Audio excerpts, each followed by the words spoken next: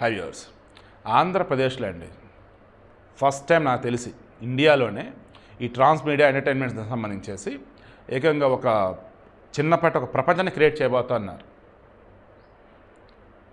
నాకు ఉన్న సమాచారం మేరకు 25,000 మందికి ఉపాధి, 100 కోట్ల పెట్టుబడి, ఆర్టిఫిషియల్ ఇంటెలిజెన్స్ ఏంటి, మ్యూజిక్ ఏంటి, వీడియోగ్రఫీ ఏంటి, గ్రాఫిక్స్ ఏంటి, విఎఫ్ఎక్స్ ఏంటి, అసలు ఎక్స్ట్రాడినరీ వేలో అమరావతిలో మన ఇండియాలోనే ఫస్ట్ టైం అది రాబోతా ఉంది.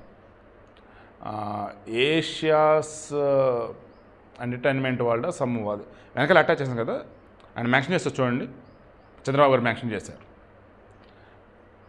ఇది నిన్నటికి సంబంధించింది ఒకటి, ఈరోజు సంబంధించి మరలా ఏదో ఉండిద్ది, రేపు పేపర్లో వచ్చేది చూద్దాం.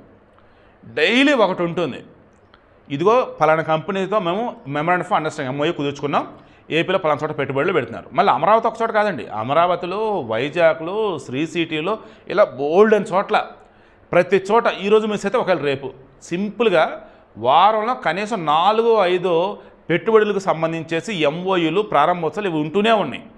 అలా ఆంధ్రప్రదేశ్ వ్యాప్తంగా డెవలప్మెంట్ అనేది ఉంటూనే ఉంది, ఎంప్లాయ్మెంట్ జనరేషన్ ఉంటూనే ఉంది, ఇన్వెస్ట్మెంట్స్ వస్తూనే ఉన్నాయి.